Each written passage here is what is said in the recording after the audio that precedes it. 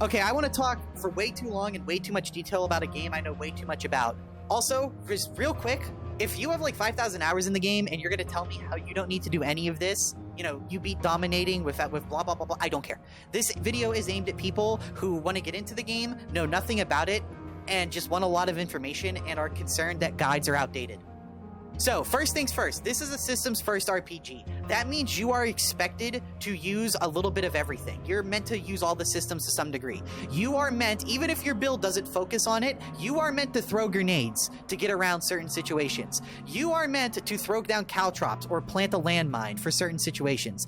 And you are absolutely 100% meant to use crafting in every single build, almost without exception.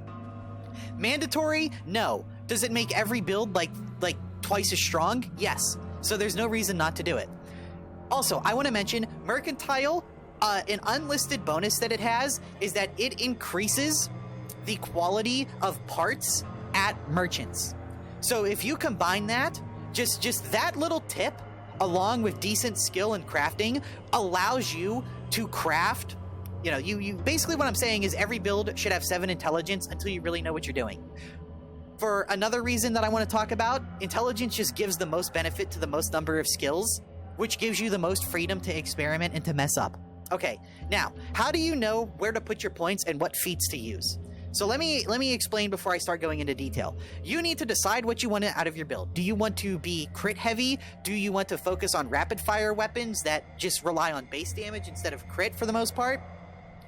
Well, you decide that, then you look at the feats, and you look at what requirements they have. This has 6 perception, so if you need aimed shot for your build to work, then you take 6 perception.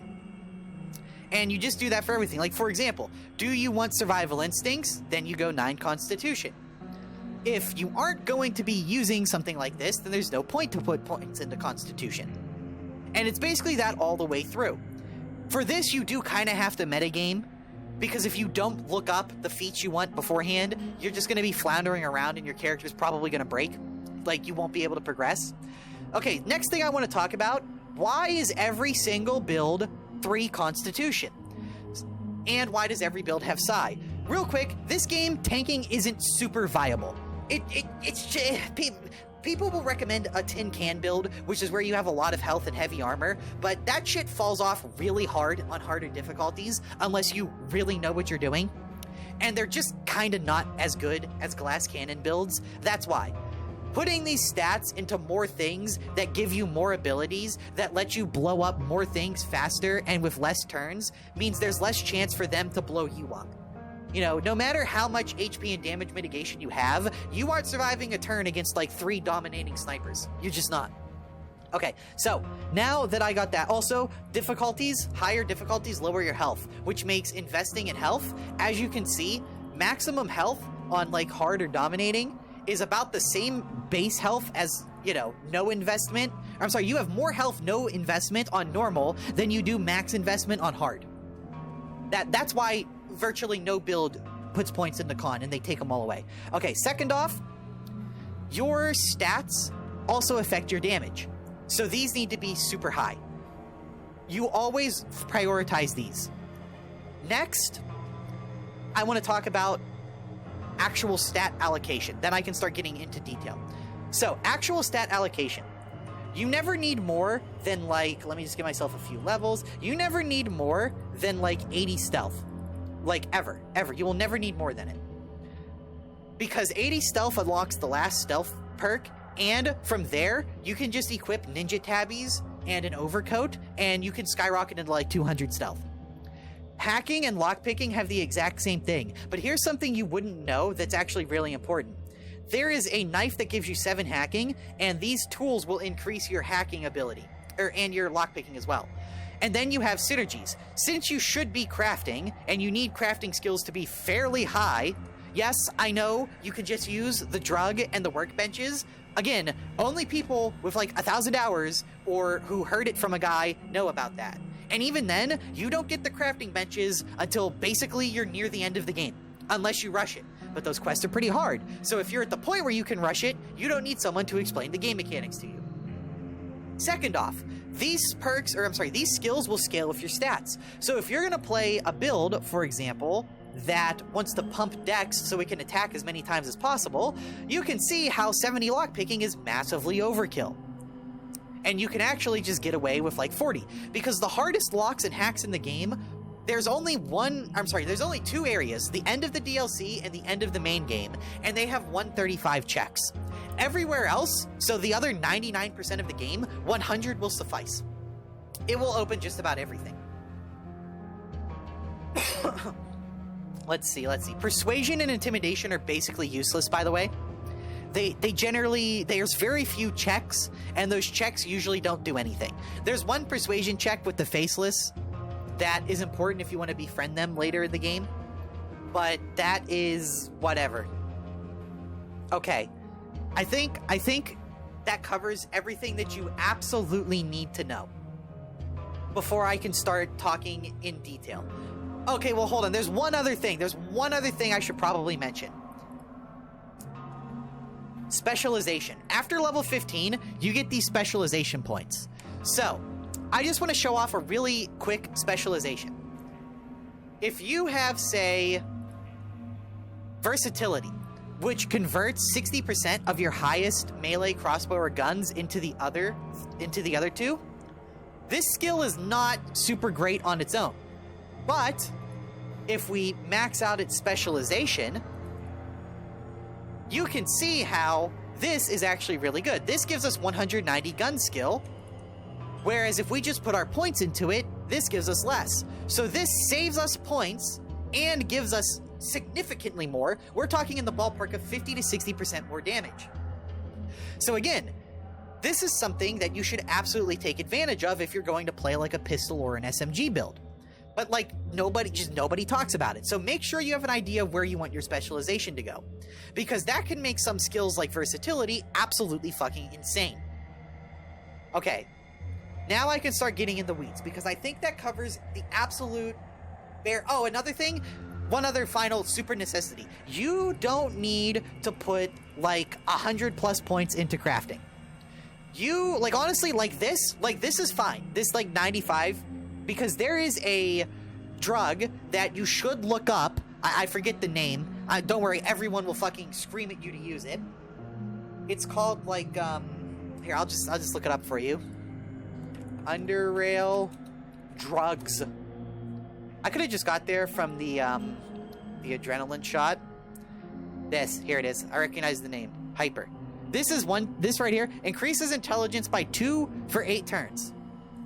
So that will give us 2 intelligence, which, as you see, gives us these, like 20 crafting points.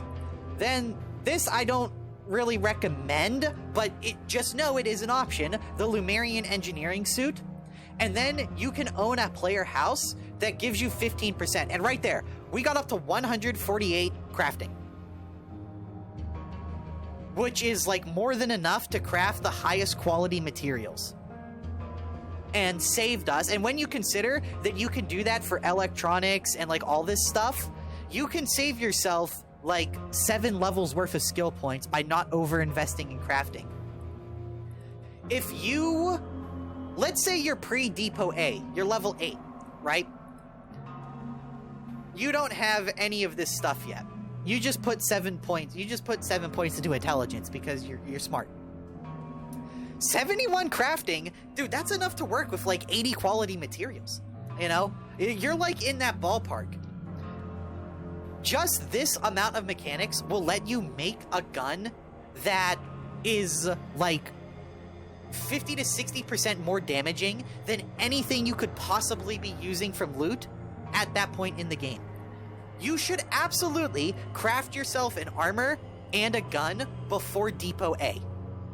If you are struggling hardcore with that area, that's probably why.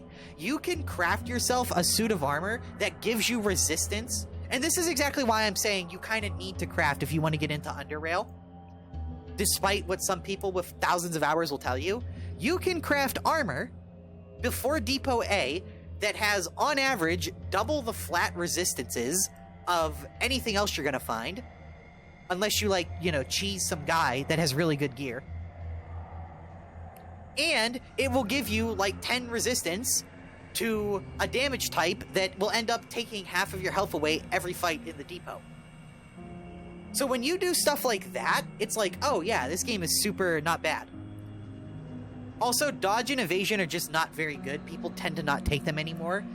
We used to take these a lot back in the day, especially with Nimble, but nowadays, everybody just goes full glass cannon now.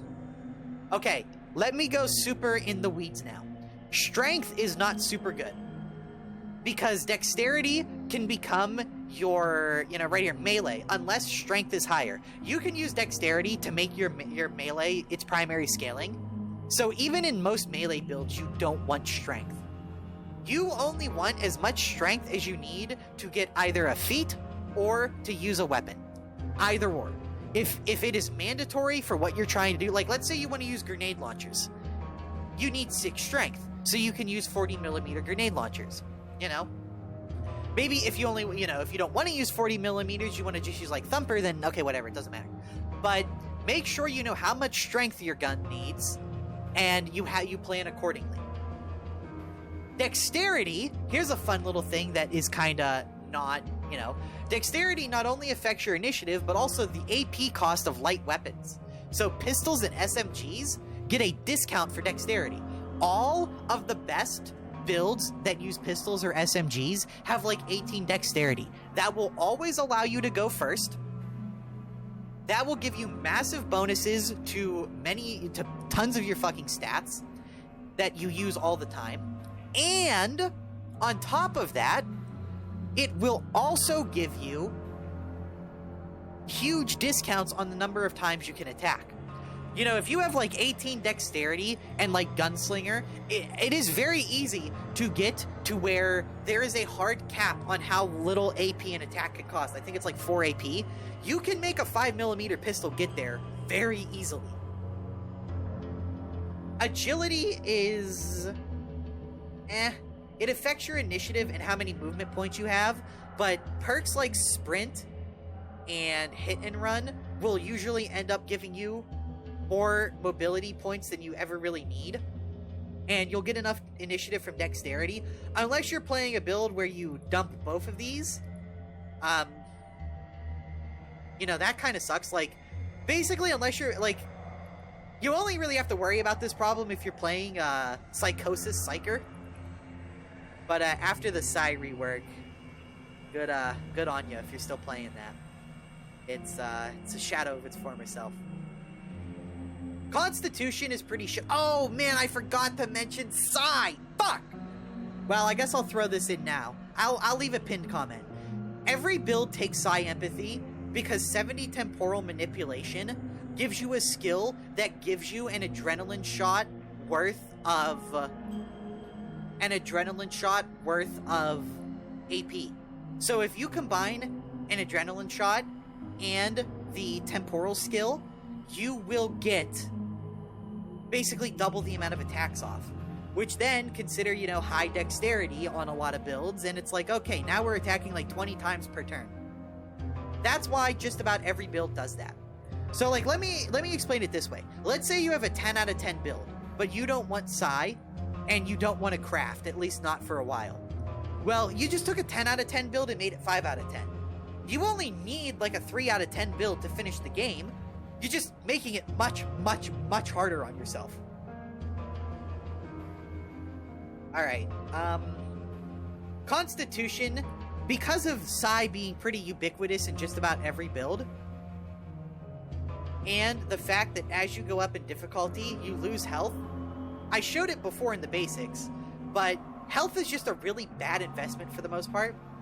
Because let's say you wanna graduate from playing on normal, and you want to use Psy. Well, even if you have, 10 Constitution, level 8, 10 Con, Psy, you got 158 health. If you were playing on normal without Psy, you're talking 300 health.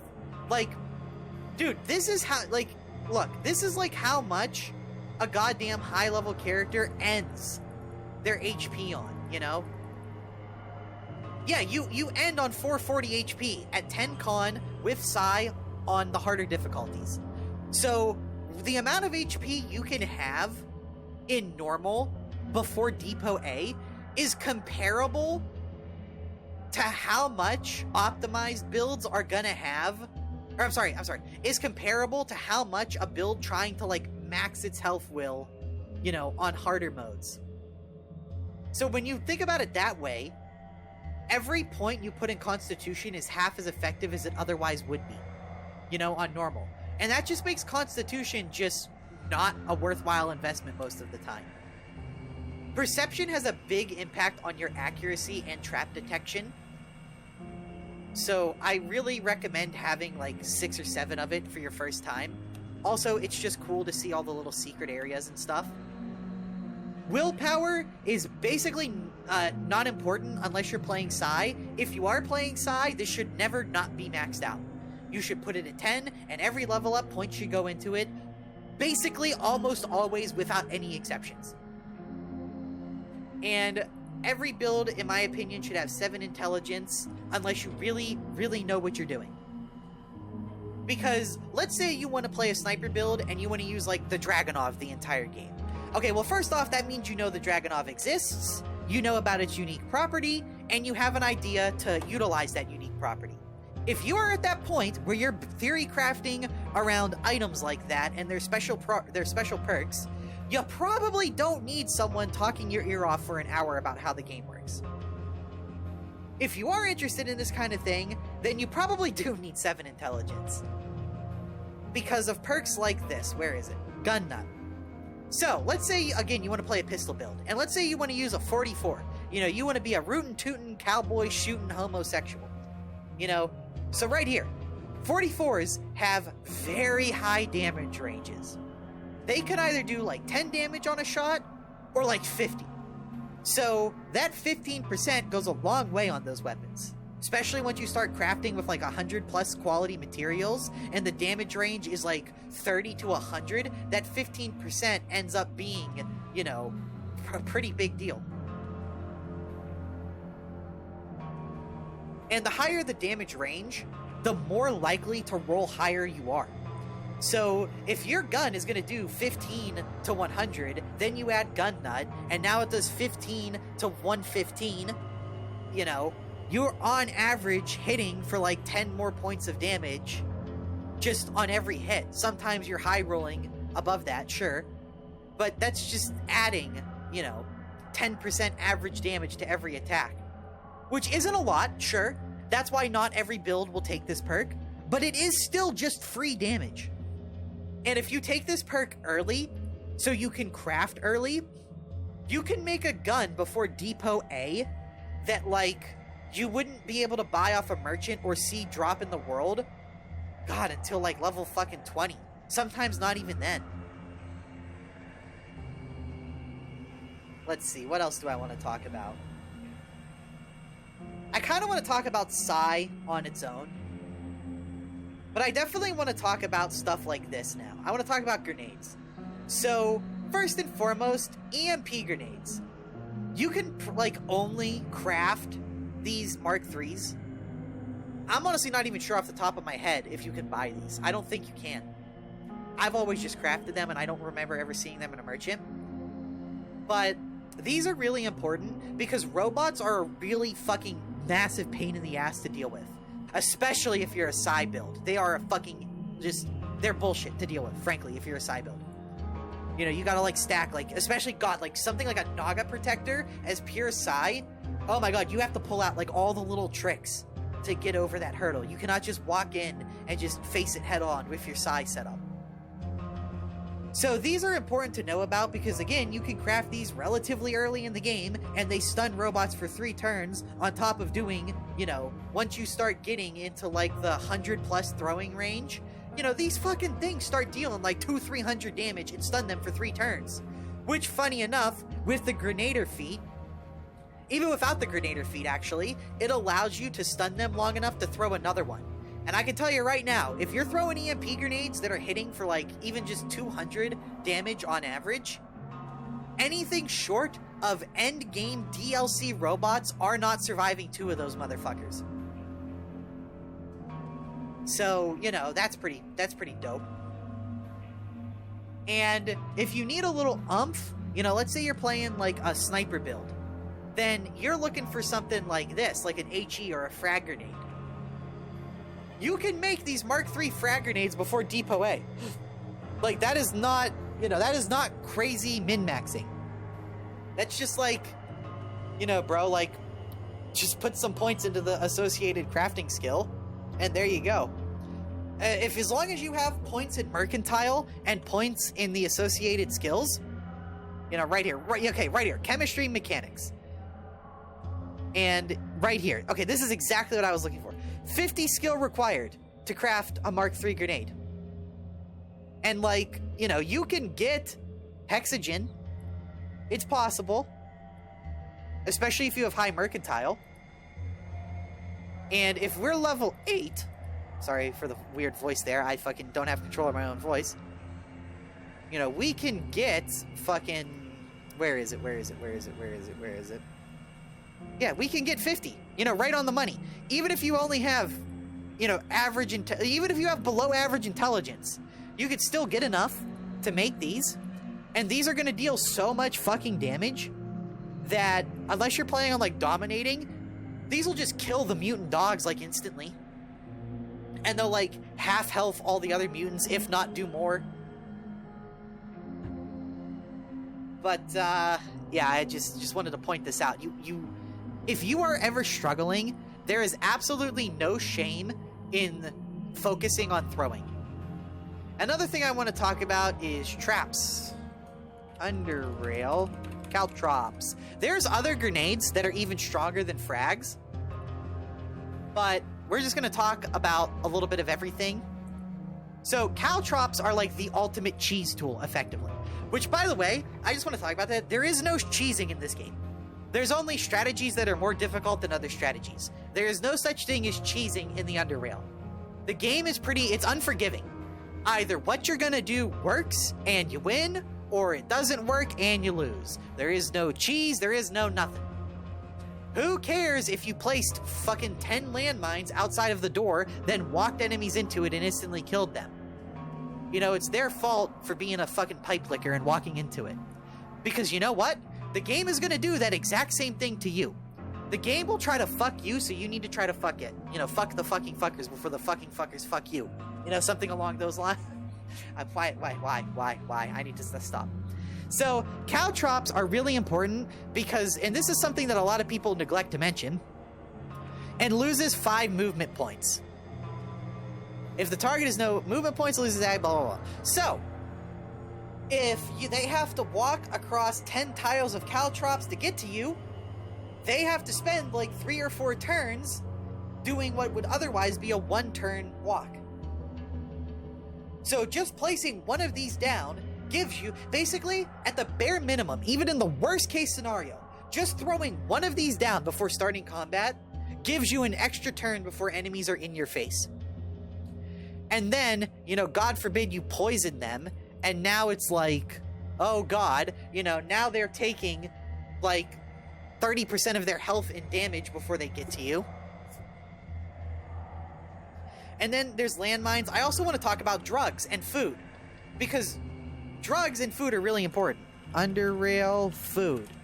I don't see people ever mention this in their, like, guides for new players. Please show me the food.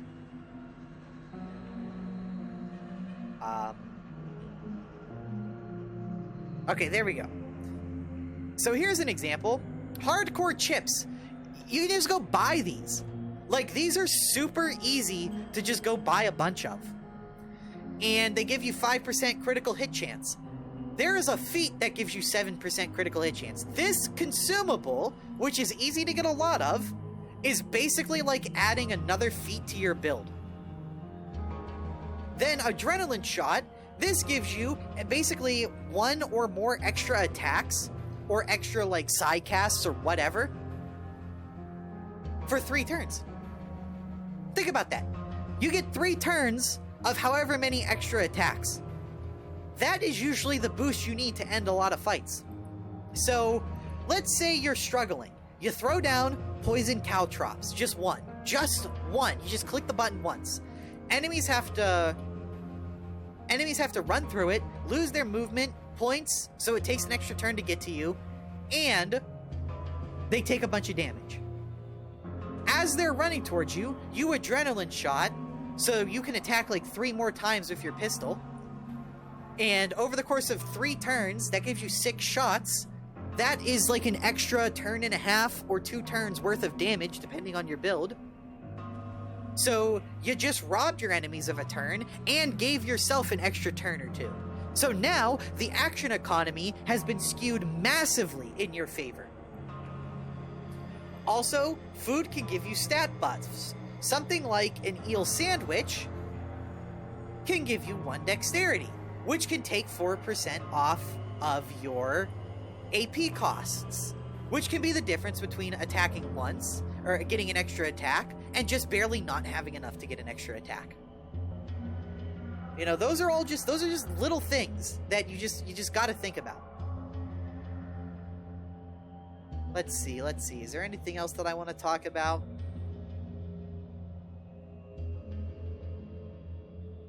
Not really, for the most part. I think that'll cover just about everything that you could want to know that isn't related to Psi. And I'll talk about Psi in its own dedicated thing.